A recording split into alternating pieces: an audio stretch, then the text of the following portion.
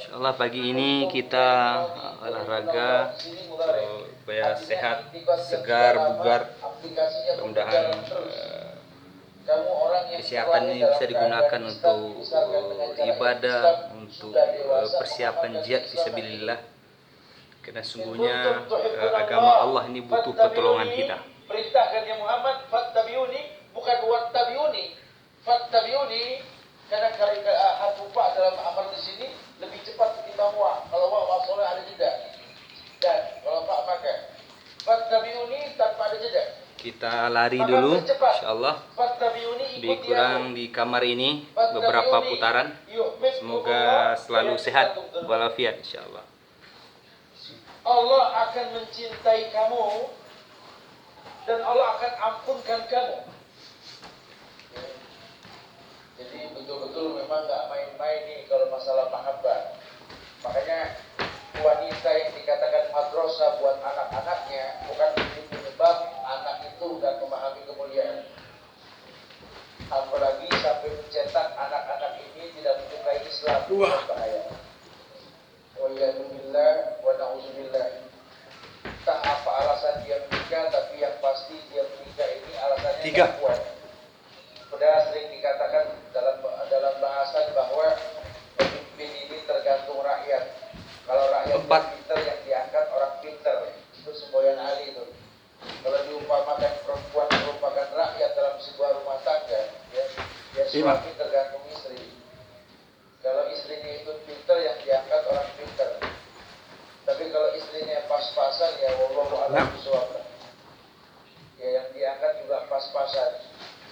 Ya sering disampaikan bahwa orang berumah tangga, orang bernegara itu kayak orang yang sholat. Imam tergantung makmum. Kalau makmumnya pintar yang diangkat orang pintar dengan tajwid yang bagus, bacaan yang rapi seperti yang kita dengar tadi bacaan subhanallah. Semoga Allah mudahkan. 9. Baik.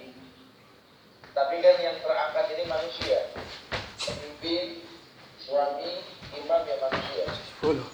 Maka sholat menjadi contoh. Kalau yang terangkat ini manusia, pasti terbaca salah dan dosa kan? Anas, makram isyawal, apa? Manusia terbaca salah dan dosa. Nah ketika kita mendengar, kita melihat imam berbuat salah, tentu dalam bacaan dan gerakannya, maka tugas kita sebagai makmum mengatakan apa? Subhanallah. Artinya maha suci. Kalau perempuan yang mendengar imam salah dalam membaca atau gerakannya salah, tugasnya bagaimana? Kenapa tidak pakai suara? Ini menandakan suara perempuan adalah bukan berarti perempuan tidak boleh bertanya. Nanti ada contoh Aisyah bertanya, Salamah bertanya dan sebagainya. 15. Ini contoh. Rumah tangga juga sama, yang terangkat mungkin orang baik sebelum menikah. Semua orang mandang baik pasangannya. Sudah menikah baru ketahuan aslinya. Ya. Dia berbuat salah, ya tugas kita nyebut apa? Subhanallah, ingetin dia. Ya makanya kalau salah pilih, kadang kita pegal subhanallah, subhanallah. Ya tapi walhasil kalau dia berbuat salah, ingatkan madrasahnya kan begitu.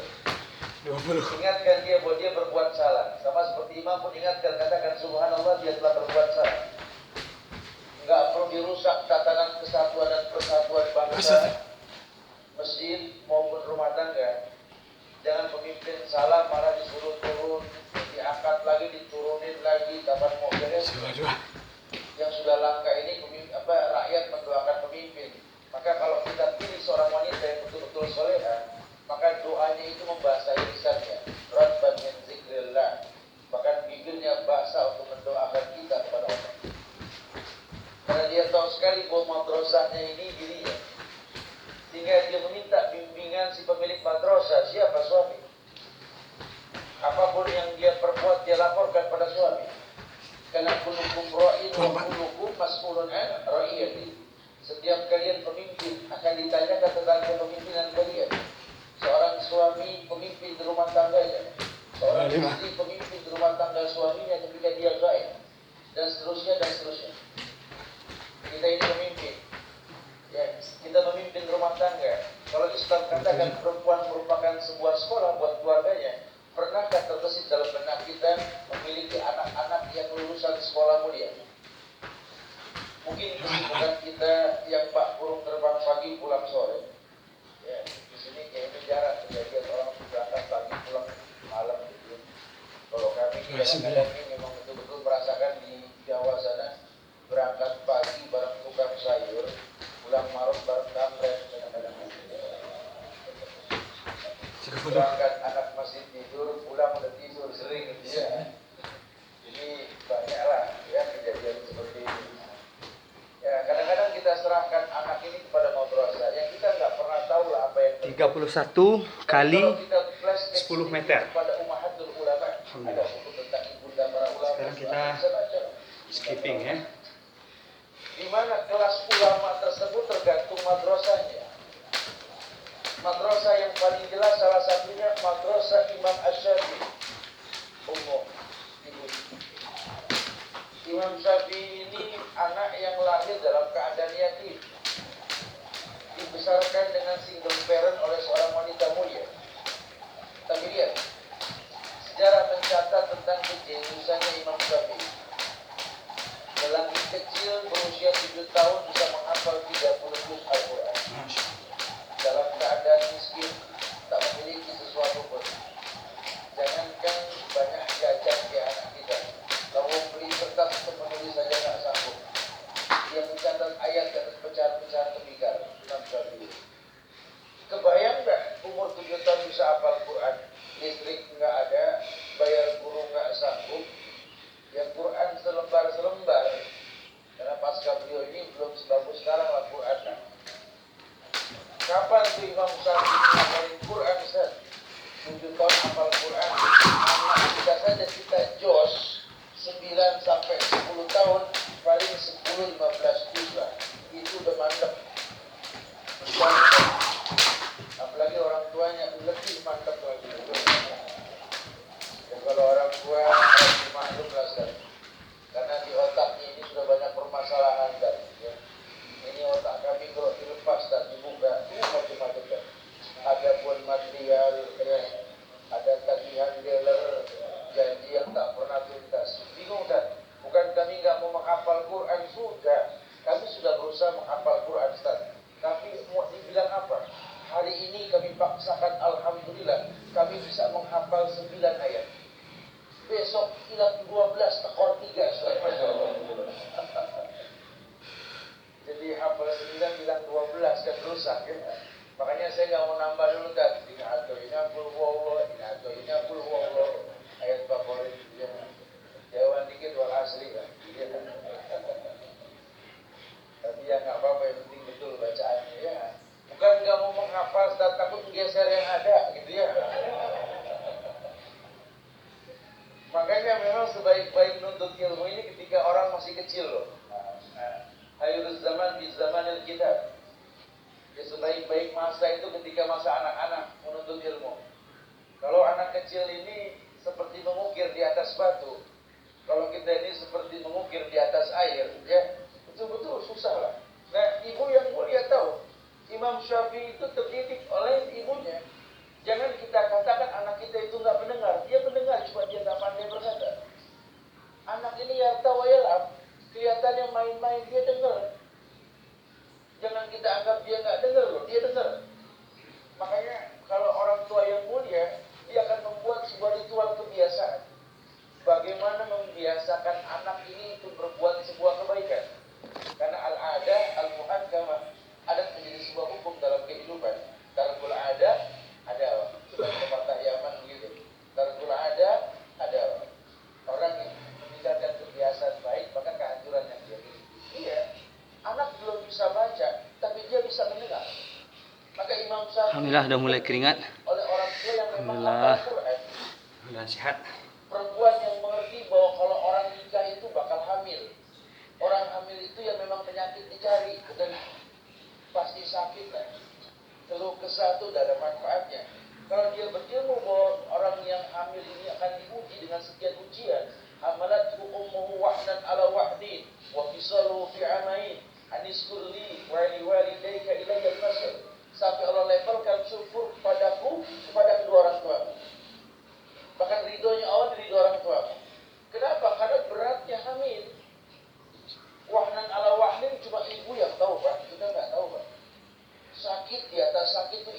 tahun. Sehingga anak ini hidup, bukan tidak. Maka kalau hati perempuan tenang ketika dia hamil, anak lahir dalam keadaan mulia, penuh dengan ketenangan. Tapi kalau hatinya galau ketika mengandung, tak apa sebabnya, anak pun lahir dalam keadaan temperamental. Kelihatan anak kalau yang banyak ngambek, banyak kesel, banyak ngomel, nyureng aja, biasanya orang tua lagi hamil begitu. Ini madrasah. Ya, jangan kita anggap anak tak mendengar. Makanya orang-orang kafir tahu sekali. Dia brainwash di otak orang-orang Islam dengan modernisasi. Katanya kalau orang hamil pengen tenang, kalau bisa tuh bayi dengerin Beethoven gitu. Musik-musik slow. Kalau perlu suruh dengerin Kenny G lah. Ya, supaya apa namanya itu suara-suara trompet itu menenangkan.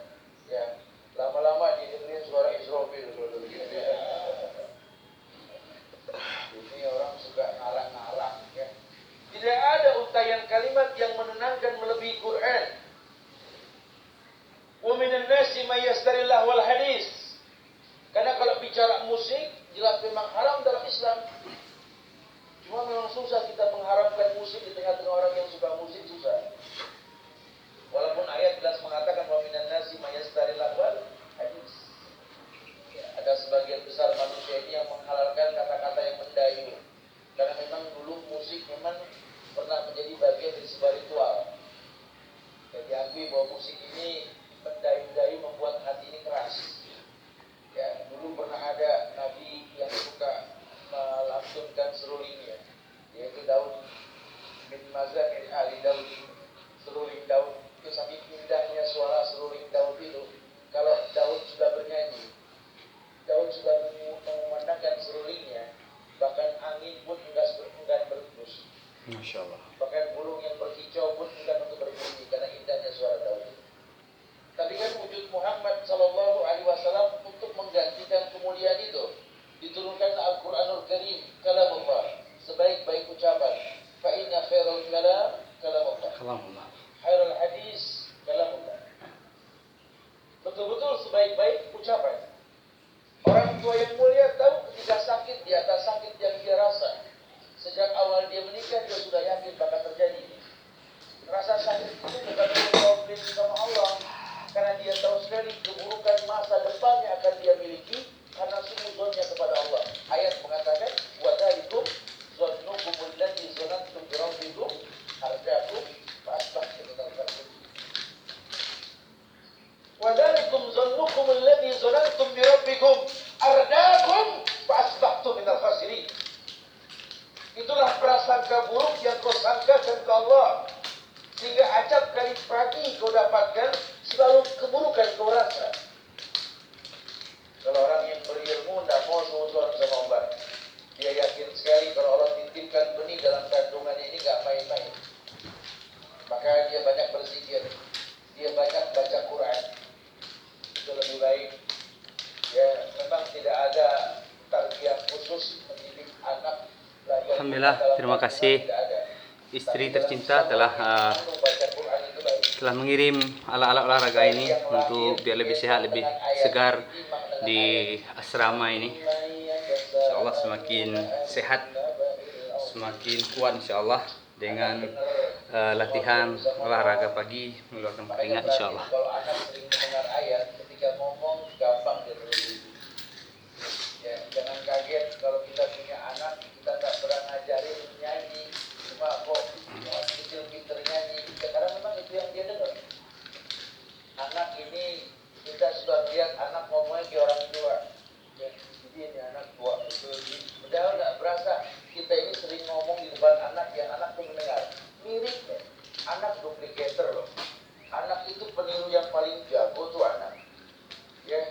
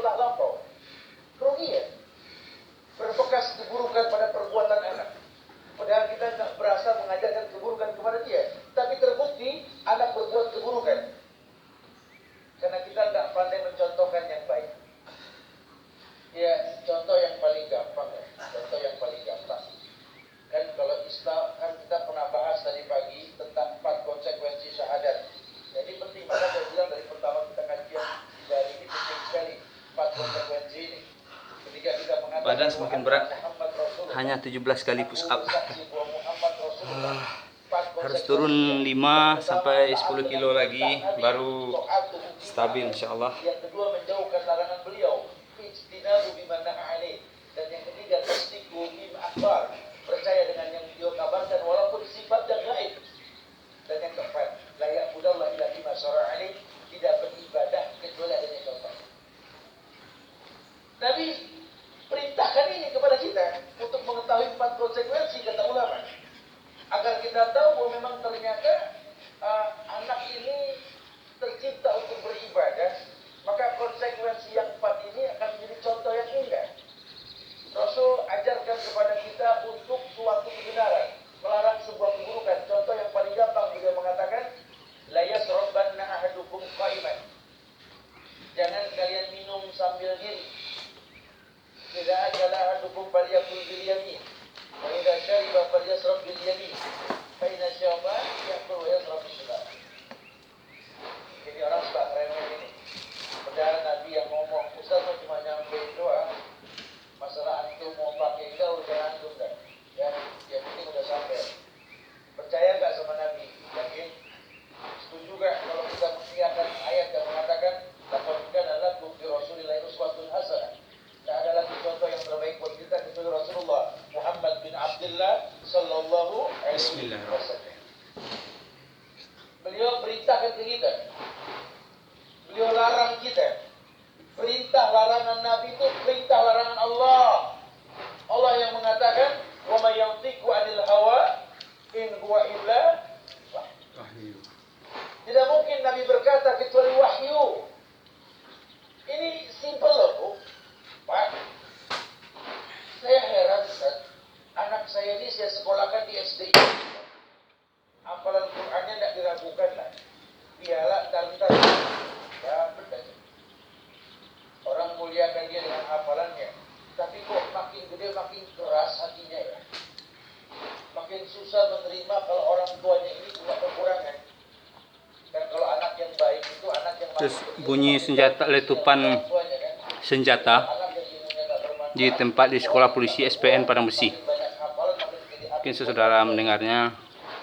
Mereka latihan pagi untuk persiapan mempertahankan NKRI dari serangan luar dan dari gangguan dari dalam.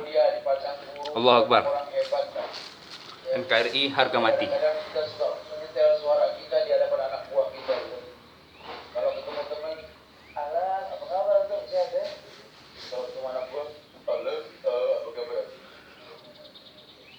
Tapi tolong sama orang tua jangan gitu-gitu amat. Kita kalau di kantor bahasa orang kantor, kalau di rumah tetap kita anak kecil di hadapan orang tua kita. Wa in lakum janaha dhilli minar rahmah wa qur rabbi irhamhuma kama rabbayani shaghira. Ini bakal kita bahas habis besok di kitab Sungguh Merugi. Merendahlah kamu di hadapan orang tuamu, burung di hadapan induknya. Merendahlah kamu. Kamu besar di mata anak buahmu, kamu hebat di mata anggotamu, kamu anak kecil di mata orang tuamu. Merendahlah kamu. Sehingga orang tua yang mulia tahu sekali bagaimana mencetak anak yang akan tetap menjadi anak di matanya. Sampai dia tahu sekali ilmu yang anak miliki ini tidak menjadi sabab. Cukup sampai sini dulu. Kita akan berjemur menunggu terbit munculnya cahaya matahari. Berjemur pagi itu adalah untuk menyehatkan tubuh kita insyaallah. Assalamualaikum warahmatullahi wabarakatuh.